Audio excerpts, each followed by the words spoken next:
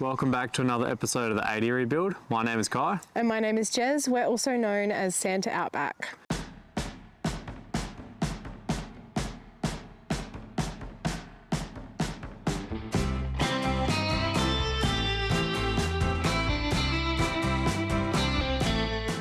This will be a 3-part, meaning 3-episode engine build. This is part number 1. So sit back, relax, and enjoy the episode.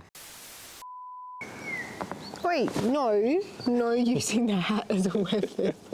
Oh, no, you just said it was about that. No, I didn't. My brain sort of blanked for a bit there. See? Oh. See what I have to deal with? We're back. Back in the shed. Yes. In a different shed because we are rebuilding the FTE engine that we previously stripped. Yay. And you all remember the fiasco with the rust on the block, so... Yeah, the corroded block was not good. So we end up picking up another block from someone in Perth who has really good ties with Toyota. He originally thought that the block was a short block, and obviously when he picked it up, it was just a block and pistons. So...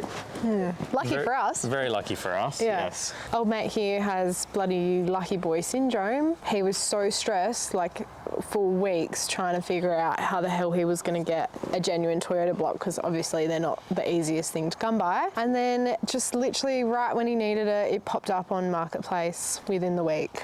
Yeah, it was very lucky. Very, very lucky. But anyway, so we have the block now. The head's been sent away to get reconditioned. The rotating assembly has also been sent away to get balanced. To get all of that work done, we took everything to Bell's Engine over in Mandurah. They're pretty good to deal with. We have family connections there, so we knew about them that way. Yes, one of my family members works there, so that's how we found out about them, as you said. Yeah. Yeah. Yeah. No, but they were good to deal with, and I mean, the turnaround time for having it all done was pretty good, I'd say. And a good price as well. I think all the reconditioning was roughly $2,400 for the head and the rotating assembly. We had to pick up the engine parts. Finally done, ready to put the engine together. 6 months ago. Yeah. Was that right? They're all Recon gear. Oh, right. What do you got there? An older. We've got the engine parts, chucking them in the car. Gets real heavy. I said, do you want to watch that so it doesn't fall over? Otherwise it's $4,000 down the drain. That's the majority of the heavy stuff, which is good. Everything that was involved with the reconditioning side of it was the head was fully stripped down, acid dipped, crack tested, and all the valves and moving parts were checked as well for clearances. The valves were lapped. I supplied new springs and retainers and also seals for the valves. And then the rotating assembly, so I had to take over the crank, bearings, rods, pistons, piston rings. What else was there? There was the flywheel, bolts for the flywheel, and pressure plate. That way they can set it all up in their jig and balance it as best they can. The whole reconditioning is important because the engine has over 300,000 kilometers on it now. The wear and tear is starting to show on the engine. We don't know what condition the rest of the head is in, so we wanted to get it stripped and checked over. Just that peace of mind to make sure when we put it back together, it's something we're not going to have to touch for another 300,000 Ks. And then the rotating assembly needed to be polished, so that included the crank and the cam. They only polished them so they didn't take any material off, which means I still get to use standard bearings. If they had to take material off, I probably would have just bought a whole new crank, because as soon as you start removing material from cranks, the longevity and the strength of them tends to drop a lot. Yes. But while the rotating assembly was already out, we decided to add that in and get that balance. Not necessarily something that these engines need, but we already had it out, so we thought we may as well. It was only an extra $380-ish, so not too much of an added cost. They're a straight inline 6 engines, so they're already very balanced engines, but it made more sense to get it balanced while it's out because there can be imperfections using the different flywheel that we have. And I'm telling you right now, we're not going through another engine build anytime soon, are we? Not for this car, not for any. Maybe a different car. No more rebuilds for a while, honestly. But one advantage to getting the rotating assembly balanced is there's less drag on the rotating assembly, which means less bearing wear or internal wear, and less restriction on your rotating assembly means you'll also make a tiny bit more horsepower. We're not talking a great deal, we're probably talking like 5, 10 bugger all, but having less bearing wear and internal wear is what we're chasing. Yep. What he said. I definitely know what all these words mean. Now that all that's been run through, we're going to start building the engine. Sound a bit more excited. Sorry, let me try again. Now that that's all been said and run through, we're going to jump into starting the engine build. I'm behind the camera today, just a little bit, as really hot in the shed. Yeah, it's pretty warm in here, but... So I'll be the first to admit that I don't know what's going on. I didn't sign up to this temperature, but it's like a sauna in here. I walk in and he goes, oh, camera's overheating. Alright guys, so finally time to put this engine together. Everything's back from the machine shop and it's pretty much today just going to be measuring ring gap, assemble the pistons on the conrods and measure the crank just with plastic gauge. Keep following the instructions and see how we go. Well, let's get to it. So the head is all redone, new valves, new retainers, all new exhaust studs, all new Welsh plugs. Everything's been machined. Putting ARP head studs in it, obviously. How much boost is going to be running. The option there was to run a 1/2 inch stud. So that would mean drilling out all these holes to 1/2 inch. And I don't really want to do that on a brand new block. Step one, we got to get the block, the new block, onto the engine stand so that we are able to rotate it and pull the girdle off. This is why these engines are so strong, is because they use a girdle, which is basically a section of the block which bolts together and makes it one. I don't know how to explain it. Basically, it's a whole section, probably 1 inch or 2 thick, of the bottom of the block, and that's where your crank runs through. Instead of using single caps, 2 bolt, 4 bolt, this uses like a whole chunk of cast iron that bolts over your crank and locks it in that way. They are a lot stronger than just using normal caps. So now we're just going through and installing the oil squirters. These direct oil to the bottom of the piston and cool the piston down. This is a standard one out of the other engine that I bought, and it's just been to the machine shop. They've just polished it. They didn't find anything wrong with it. They crack tested it and then just polished it back up. And they've balanced it. As you can see, they've drilled it. These are just factory drills over here, but they're definitely new ones. So the difference between a 1HD-FTE and FT crank compared to this crank, because they are identical except for one thing, which is this thing here. This little notch right here is where your crank angle sensor picks up. So it knows where the crank is, what cylinder's firing basically. So that is pretty much the only difference in the crank. I'm just going to clean this up and then sit it in, put the plate back on, bolt it all down, torque spec, pull it all apart again, check the oil clearances, and then pretty much chuck it in, bolt it in. Now we're just about to start measuring bearing crush. We have to install the new ACL bearings into the block and the girdle, and then fit the crank, and then put a piece of plastic gauge on each journal of the crank.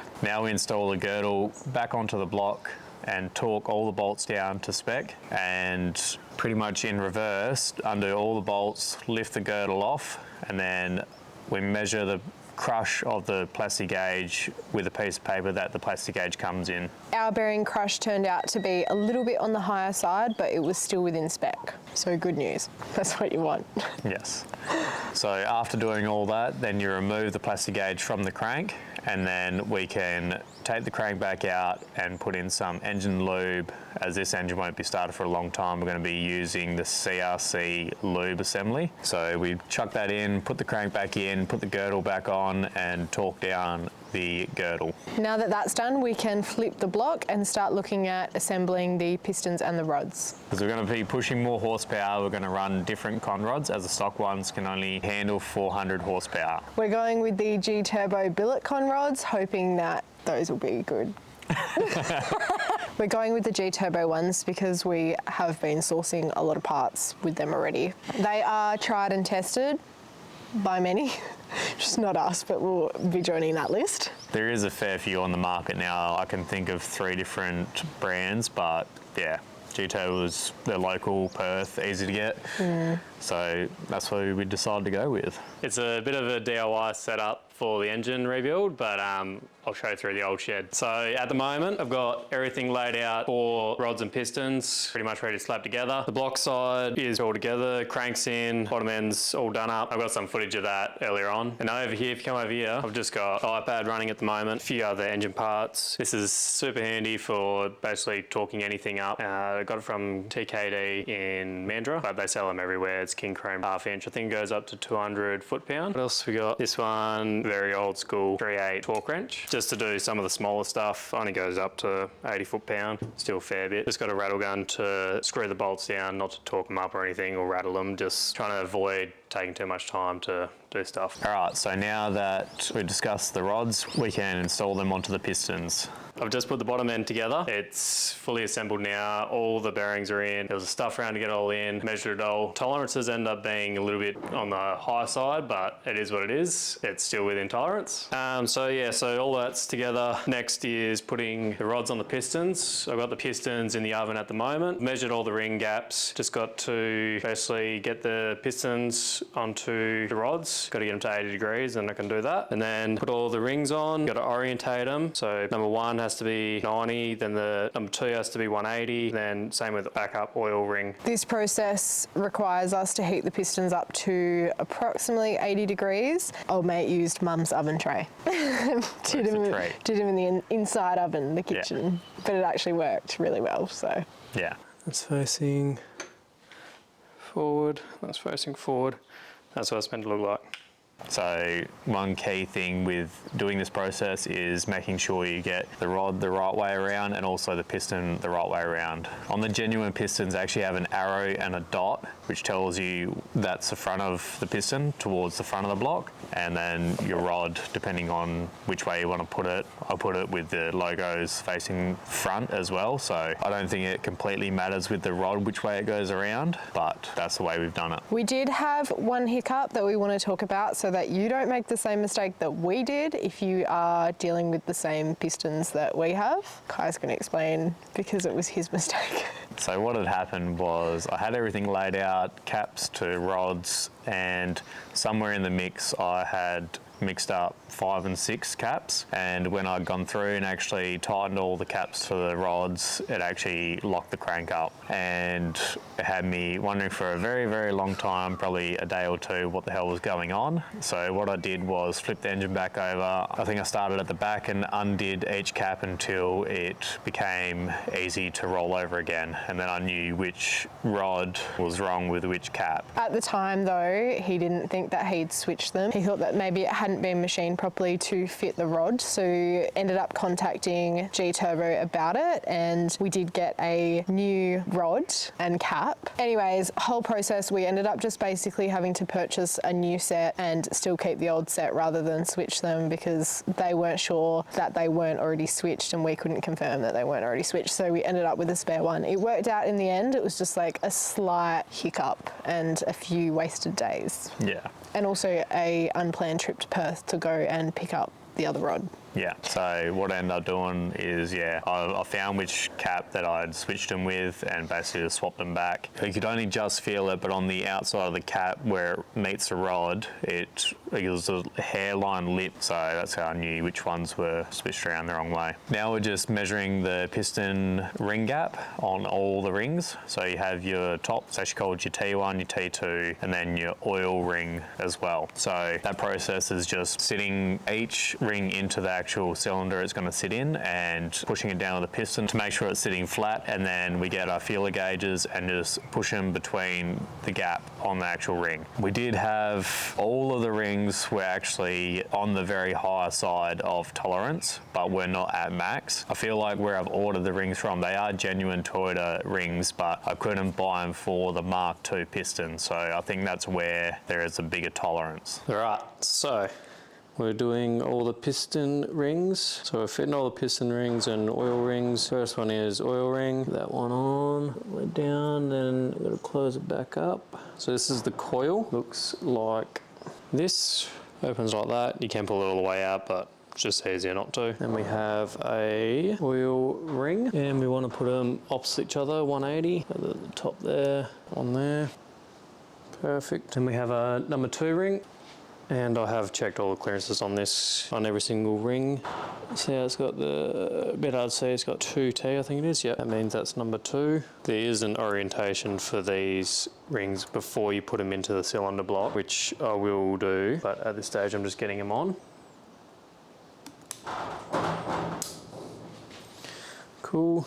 So I'm just going to go through and do the rest of them now. You don't need to see every single one. Now that all the rods and pistons are installed, we can go ahead and measure the bearing crush on our rods. This process is very similar to the crank, but all you got to do is keep the cap off, put your plastic gauge on, obviously put your bearings in, and then tighten it down to spec, and then remove the cap, measure your crush, and then clean away your plastic gauge, and then torque the cap back on. So we ran through, did all those. They're all bang on spec, which is nice to hear. So that's it for this episode. Things that we've covered in part 1 of the engine build are: We've had all the parts reconditioned. We've got the new block. We've installed the crank, measured the bearing crush. We fitted the rods to the pistons. We've measured ring gap. We've installed the pistons and rods into the block and measured bearing crush.